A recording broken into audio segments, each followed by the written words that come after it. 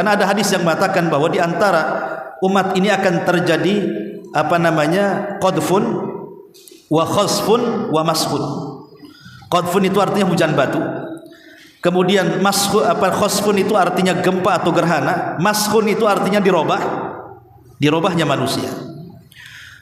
Ada yang mengatakan bahwa dirobahnya manusia menjadi binatang ini tidak ada dalam umat Islam. Yang ada hanya tabiatnya saja. Maksudnya jasadnya manusia tetapi tabiatnya kayak binatang ada. Ya, dan itu banyak. Orang-orang yang kuat menindas yang lemah itu kan tabiatnya binatang. Tapi ada juga yang mengatakan bisa saja terjadi umat Islam itu yang dikutuk seperti binatang, langsung bentuknya seperti binatang. Karena pernah terjadi di zaman Imam Ibnu Hazm. Imam Ibnu Hazm seorang ulama Zahiri, ketika dia menceritakan tentang hadis tidakkah takut orang-orang yang mereka mendahului imam saat gerakan-gerakan itu akan diganti wajah-wajah mereka seperti keledai.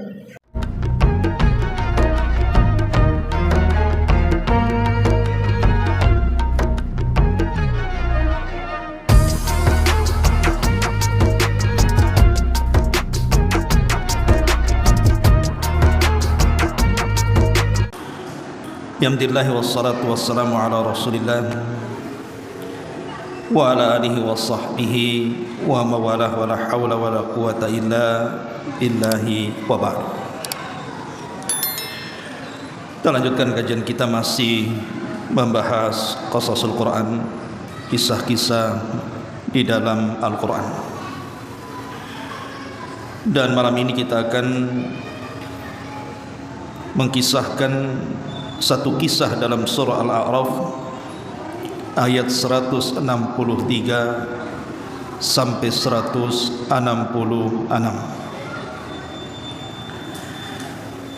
Di dalam surah Al-A'raf ini ada satu kisah yang disebut oleh para ulama sebagai kisah Ashabu As-Sabti. Kisah Ashabu Sabti, kisah orang-orang Yahudi yang mengagungkan hari Sabtu. Ma'asyiral muslimin wal muslimat rahimakumullah. Dahulu di tengah-tengah Bani Israel ada sekelompok Yahudi yang menurut kalangan ahli tafsir jumlahnya 70,000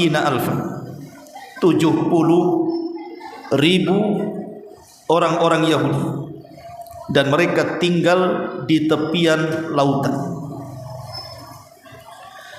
Jadi orang-orang Yahudi yang mereka tinggal di tepian lautan ini, keseharian mereka mencari ikan. Itulah penghasilan mereka setiap hari. Mereka menjadi nelayan. Dan di tengah-tengah orang-orang Yahudi itu ada undang-undang. Boleh mereka mencari ikan selain daripada hari Sabtu. Jadi dari hari Ahad, Senin, Selasa, Rabu, Kamis, Jumat silahkan kalian cari ikan. Tetapi khusus hari Sabtu tidak boleh mencari ikan.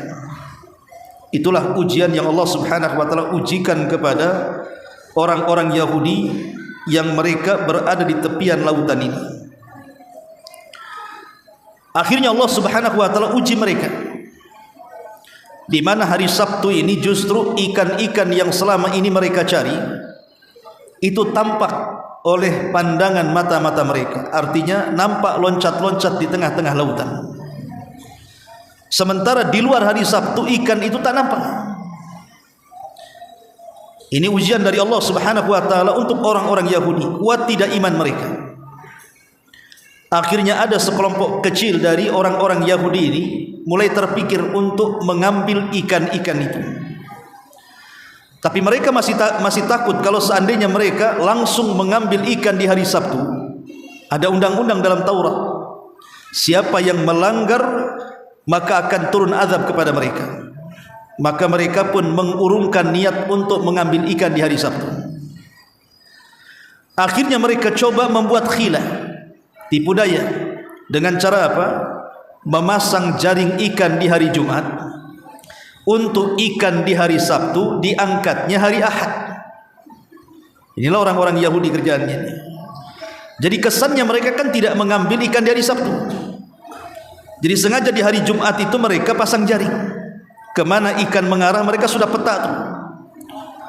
Kemudian mereka sudah tahu ikan ini mengarah kemana, lari kemana. Mereka pun mulai memasang jaring di hari Jumat. Lah ketika kemudian ikan-ikan di hari Sabtu itu sudah masuk ke jaring-jaring mereka, mereka tidak mengambilnya, tapi menunggu di hari Ahad. Baru kemudian mereka mengambil ikan itu. Dan mereka pun berpesta dengan ikan itu. Sekali tidak ada masalah, dua kali tidak ada juga masalah, sampai berkali-kali. Akhirnya mereka menyangka bahwa ancaman itu hanya isapan jempol saja. Tidak ada azab, buktinya ini ikan hari Sabtu yang kami tangkap, tidak terjadi azab.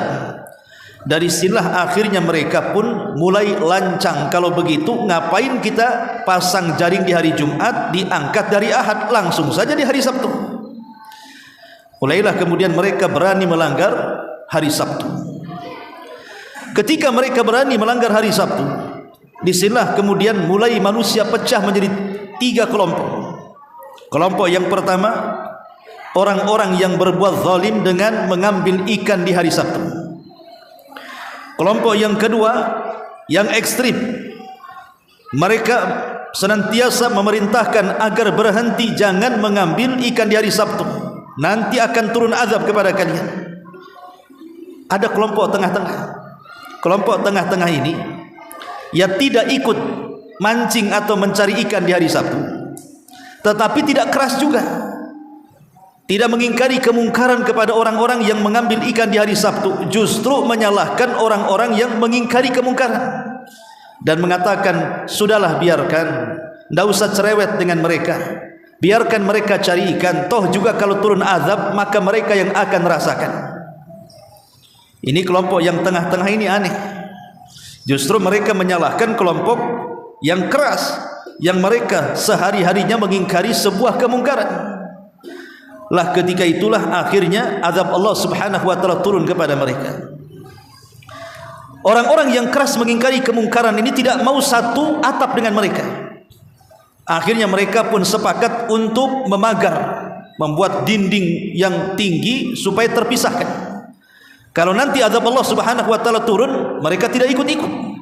Akhirnya mereka pun keluar, kemudian membuat dinding pemisah antara orang-orang yang mengambil ikan di hari Sabtu dan juga orang-orang yang mereka diam saja, tidak mengingkari kemungkaran. Sampai pada waktunya yang biasanya kemudian orang-orang di balik dinding ini apabila datang mencari ikan di hari Sabtu ramai karena mereka mendapatkan hasil tangkapan yang banyak, tiba-tiba sepi, senyap, tidak ada suara.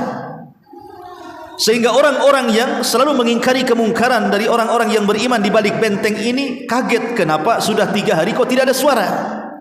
Biasa mereka berhura-hura dengan penangkapan ikan mereka, tiba-tiba 3 hari itu senyap, tidak ada yang bicara. Akhirnya cobalah satu di antara mereka meminta izin kepada tokoh-tokohnya untuk mengintip di balik dinding itu. Kenapa sudah 3 hari tidak ada suara? Akhirnya kemudian mereka pun melihat dari celah-celah, rupanya tidak ada manusia, tidak ada satupun orang di balik dinding itu. Kemudian akhirnya cemas-cemaslah orang ini melapor kepada pimpinannya bahwa nampaknya tidak ada manusia di balik dinding, katanya. Kemudian mereka pun berkumpul, orang-orang yang beriman yang mengingkari kemungkaran ini. Mereka pun penasaran, bagaimana kalau seandainya kita buka gerbang kita, katanya. Akhirnya dibukalah gerbang, memang tidak ada manusia sama sekali. Tetapi mereka kaget, rupanya di depan mereka ada 2 binatang. Pertama ada kera yang mereka sedang berada di tembok-tembok, merapat ke tembok-tembok. Yang kedua ada babi. Jadi ada 2 binatang di situ yang ramai sekali di mana-mana. Rupanya Allah Subhanahu wa taala mengazab mereka, di mana orang-orang yang mencari ikan dari Sabtu dikutuk menjadi kera, dan orang-orang yang tidak mengingkari kemungkaran dikutuk menjadi babi. Selang beberapa hari, ada yang mengatakan 3 hari setelah kejadian itu, maka Allah Subhanahu wa taala binasakan semuanya, baik kera-keranya ataupun babi-babinya. Tidak ada satupun yang hidup kecuali dibinasakan Allah Subhanahu wa taala. Disinilah kisah dimulai. Allah Subhanahu wa taala mengatakan dalam surah Al-A'raf ayat 163, was'alhum 'anil qaryati allati kanat hadiratal bahri. Dan tanyakanlah kepada Bani Israel tentang negeri yang terletak di dekat lautan. Allah tidak menyebutkan kejadian peristiwanya di mana, tapi yang jelas bahwa ada sekelompok Yahudi, jumlahnya 70.000, mereka penduduk yang ada di tepi lautan. Kemudian Allah mengatakan, idh ya'duna fi sabti idh ta'tihim khitanuhum yawma sabtihim surra'an wa yawma la yasbituna la ta'tihim kadzalika nabluhum bima kanu yafsukun. Kemudian Allah Subhanahu wa taala mengatakan, ketika mereka melanggar aturan pada hari Sabtu. Ingat bahwa masing-masing agama itu punya hari sakral. Umat Islam hari sakralnya hari Jumat. Umat Nasrani hari Sabtunya, hari sakralnya hari Ahad. Dan umat Yahudi itu hari sakralnya adalah hari Sabtu. Sebenarnya Allah Subhanahu wa taala sudah pilihkan hari Jumat untuk mereka, tapi mereka menolaknya. Kemudian juga orang-orang Nasrani juga Allah pilihkan hari Jumat untuk mereka, tapi Nasrani juga menolaknya. Maka kemudian diambillah oleh Islam hari yang bersejarah hari Jumat. Karena hari Jumat itu kan hari diciptakan Adam, hari di mana Adam dimasukkan ke dalam sorga, hari di mana Adam dikeluarkan dari sorga, dan hari di mana kiamat akan dibangkitkan. Lah kebetulan orang-orang Yahudi hari sakral mereka adalah hari Sabtu. Di hari Sabtu inilah Allah perintahkan orang Yahudi untuk tidak ada urusan dengan dunia. Mereka harus fokus ibadah. Tetapi mereka langgar hari itu. Apa pelanggaran mereka? Yaitu ketika datang kepada mereka ikan-ikan yang berada di sekitar mereka terapung-apung di permukaan air. Padahal pada hari-hari yang bukan Sabtu ikan-ikan itu tidak datang kepada mereka. Demikianlah kami menguji mereka disebabkan mereka berlaku fasik. Lihat bagaimana Allah Subhanahu wa taala menguji kepada mereka. Di hari selain Sabtu dari Ahad sampai Jumat ikan itu tak muncul. Tapi ketika Sabtu datang ikan pula melambai-lambai. Loncat-loncat, melambai-lambai, kemarilah, ta'al, kemari kan itu. Jadi orang Yahudi ini diuji oleh Allah Subhanahu wa taala dengan lambaian-lambaian ikan itu. Akhirnya kemudian sebagian mereka orang-orang fasik tidak tahan dengan ujian itu. Mulailah kemudian di antara mereka ada yang berlaku khilah, hendak menipu Allah dan orang-orang yang beriman dengan cara apa? Ya tadi saya katakan, meletakkan jala di hari Jumat untuk ikan di hari Sabtu, dipanennya hari Ahad. Itu namanya khilah. Khilah ini dilarang dalam Islam. Seperti contoh umpamanya orang mau mengeluarkan zakat, sudah cukup haul dan nisabnya, kira-kira sebulan lagi harusnya dia mengeluarkan zakat 2,5%. Sebelum 1 bulan itu datang, akhirnya dibelanjakanlah sebagian uangnya supaya tidak sampai nisabnya, supaya tidak mengeluarkan zakat kan. Itu namanya khilah namanya. Tidak boleh dalam Islam. Tetap kalau maksudnya dia membelanjakan untuk lari dari zakat, maka dia wajib bayar zakat. Karena tidak boleh khilah dalam Islam. Atau umpamanya seorang wanita yang ditalak. Ada seorang wanita ditalak, suaminya talak 3. Otomatis kalau sudah talak 3 kan tidak bisa kembali kepada suami yang pertama. Dia harus menikah dengan laki-laki lain. Akhirnya dibuat sinetron. Dia sewa laki-laki, kemudian disuruh menikah dengan istrinya 1 malam, kemudian disuruh diceraikannya supaya bisa kembali ke suaminya yang pertama. Itu khilah, tidak boleh, tidak halal, bahkan haram selamanya. Ma'asyiral muslimin yang dimuliakan Allah Subhanahu wa taala. Lah itulah akhlaknya orang-orang Yahudi, suka membuat khilah, tipu daya kepada Allah dan orang-orang yang beriman. Kemudian Allah Subhanahu wa taala mengatakan, wa idz qalat ummatun minhum lima ta'iduna qauman Allahu muhlikuhum au mu'adzibuhum adzaban syadida. Dan ingatlah ketika satu umat di antara mereka berkata, mengapa kamu menasihati kaum yang akan dibinasakan atau diazab oleh Allah Subhanahu wa taala dengan azab yang sangat keras? Jadi di sini tadi saya katakan ashabus sabti ini terpecah menjadi 3. Kelompok yang pertama, kelompok yang ngeyel, mereka akhirnya bukan hanya memasang jala di hari Jumat untuk ikan hari Sabtu dan dipanen hari Ahad, tapi betul-betul mereka nyemplung dari Sabtu. Dari sini kemudian umat terpecah menjadi 3. Yang pertama orang-orang zalim. mereka tetap kekeh mencari ikan di hari Sabtu, padahal sudah ada ancaman azab kepada mereka.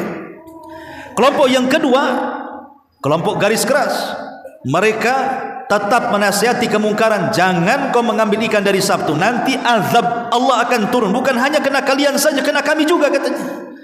Tapi ada kelompok yang ketiga, inilah kelompok yang ketiga, bukannya menyalahkan kepada orang yang mencari ikan di hari Sabtu, malah menyalahkan orang yang mengingkari kemungkaran dan mengatakan, mengapa kamu menasihati kaum yang akan dibinasakan dan diazab Allah dengan azab yang sangat keras? Biarkan sajalah katanya, tidak usah bising.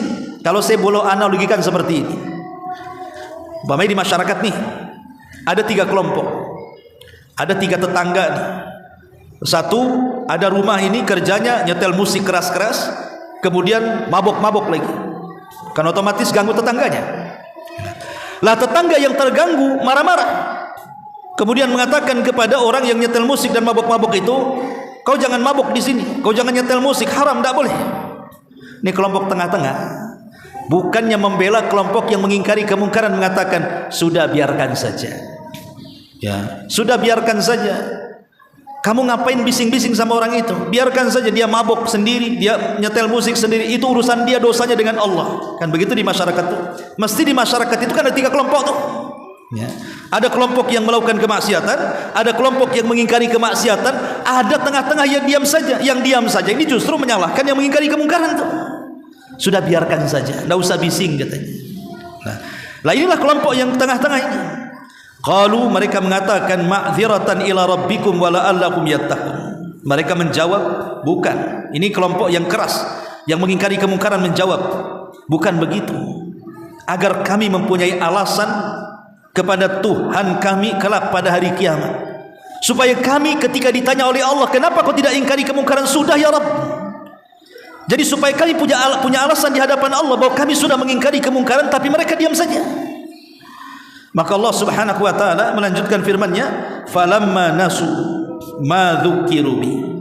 Maka setelah mereka melupakan apa yang diperingatkan kepada mereka, anjaynal ladzina yanhauna anisu, kami selamatkan orang-orang yang melarang orang-orang yang berbuat jahat, wa akhadnal ladzina zalamu bi'adzabin ba'isim bima kanu yafsukun, dan kami timpakan kepada orang-orang zalim siksa yang keras disebabkan mereka selalu berbuat fasik. Jadi orang-orang yang beriman yang selalu mengingkari kemungkaran tidak mau hidup dengan mereka. Ini kalau terus kami ini melihat kemungkaran dan kalian tidak berhenti dari kemungkaran, nanti azab Allah datang. Kalau sudah azab Allah datang, bukan hanya kalian yang kena, kami juga kena. Makanya Allah mengatakan, wattaqu fitnatan la tusibannal ladzina zalamu minkum khassah. Takutlah fitnah, kalau sudah turun itu bukan terkena orang-orang zalim saja, tapi orang-orang baik pun terkena imbasnya. Maka orang-orang yang beriman yang mengingkari kemungkaran, langsung mereka pun memisahkan diri. Oh, kalau begitu kami tidak mungkin satu atap dengan kalian. Dari sini mereka membuat pagar, dinding yang sangat tinggi untuk memisahkan mereka dengan orang-orang zalim. Ketika kemudian mereka sudah memisahkan diri, di sini Allah katakan, wa akhadnal ladzina zalamu bi'adzabin ba'isim bima kanu yafsukun. Maka kami timpakan azab kepada orang-orang yang zalim dengan azab yang sangat keras disebabkan kefasikan mereka. Dikutuk mereka menjadi kera dan dikutuk mereka menjadi babi. Adapun yang menjadi kera adalah orang-orang yang mengambil ikan di hari Sabtu. Adapun yang dikutuk menjadi babi orang-orang yang membiarkan kemungkaran. Dibiarkan kemungkaran. Ya, mereka memang tidak melakukan kemungkaran, tapi membiarkan kemungkaran. Makanya hukumannya sama, dikutuk oleh Allah Subhanahu wa taala. Makanya Allah mengatakan, falamma atau amma nuhu anhu qulna lakum kunu qiradatan khasiin. Maka setelah mereka bersikap sombong terhadap segala apa yang dilarang, kami katakan kepada mereka, jadilah kalian kera-kera yang dihinakan. Jadi setelah mereka dikutuk menjadi kera, ada sebagian ahli tafsir mengatakan nasib mereka cuma 3 hari. Kemudian setelah 3 hari semua dibinasakan Allah Subhanahu wa taala. Ada sebagian orang yang mengatakan bahwa manusia itu terbuat atau tercipta dari kera. Ingat ketika kita belajar di sekolahan ada namanya teori Darwin. Ya.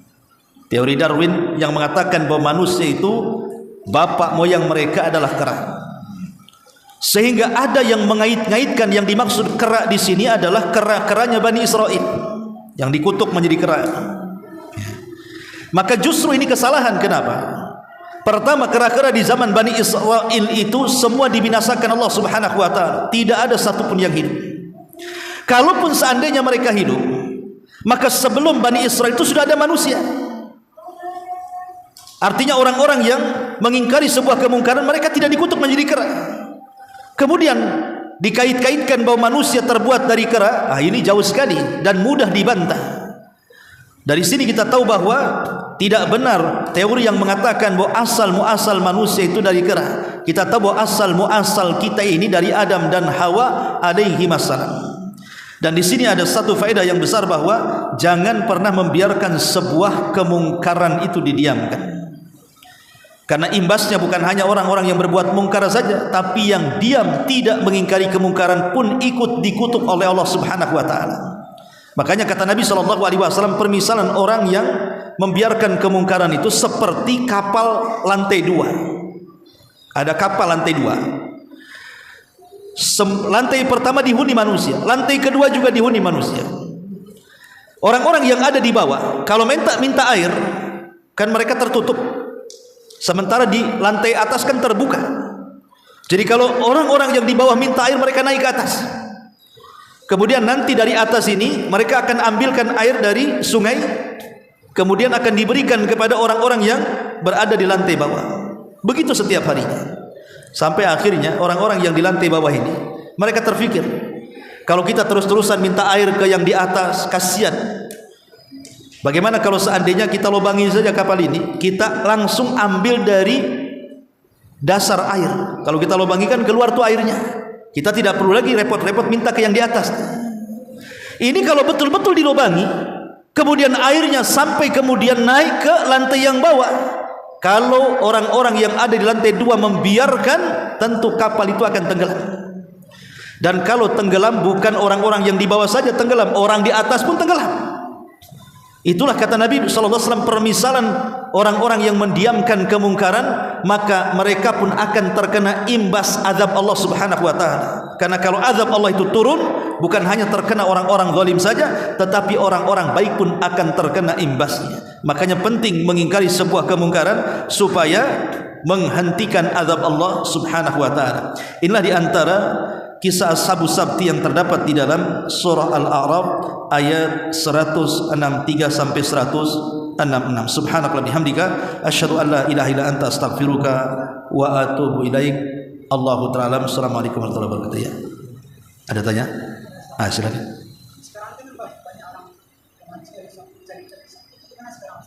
Yang sekarang ya enggak apa-apa. Kalau umat Islam mau cari ikan hari Sabtu, ya nggak masalah. Cuman jangan cari ikan hari Jumat. Ya kan Islam kan hari Jumat tuh orang Jumatan antum cari ikan, ya itu nggak boleh. Kalau seandainya Allah takdirkan nanti tenggelam kapalnya, sul khatimah. Lain kalau seandainya orang keluar di hari Jumat karena memang rutinitas dia bisa pulang sebelum Jumatan, itu terbiasa ya.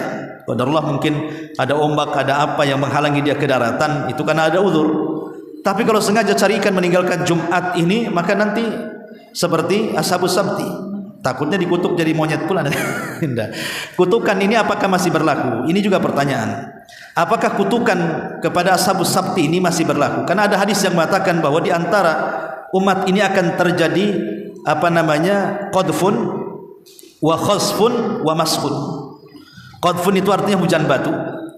Kemudian khasfun itu artinya gempa atau gerhana. Mashun itu artinya dirobahnya manusia. Ada yang mengatakan bahwa dirobahnya manusia menjadi binatang ini tidak ada dalam umat Islam. Yang ada hanya tabiatnya saja. Maksudnya jasadnya manusia tetapi tabiatnya kayak binatang ada. Ya, dan itu banyak. Orang-orang yang kuat menindas yang lemah itu kan tabiatnya binatang. Tapi ada juga yang mengatakan bisa saja terjadi umat Islam itu yang dikutuk seperti binatang, langsung bentuknya seperti binatang. Karena pernah terjadi di zaman Imam Ibnu Hazm. Imam Ibnu Hazm seorang ulama zahiri, ketika dia menceritakan tentang hadis tidakkah takut orang-orang yang mereka mendahului imam saat gerakan-gerakan itu. akan diganti wajah-wajah mereka seperti keledai. Jadi adalah di zaman Imam Ibnu Hazm itu ingin mempraktikkan hadis ini. Mana mungkin, masa mendahului imam kepala saya jadi keledai katanya.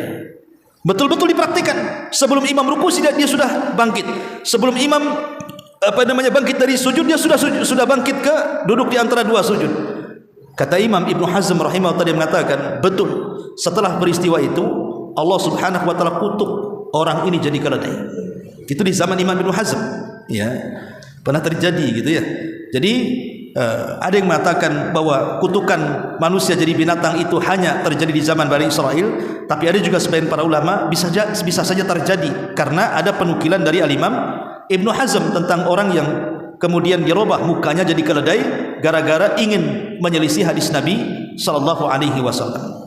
Wallahu a'lam bishawab. Subhanaka wa bihamdika asyhadu an la ilaha illa anta astaghfiruka wa atubu ilaik. Allahu ta'ala alam. Assalamualaikum warahmatullahi wabarakatuh.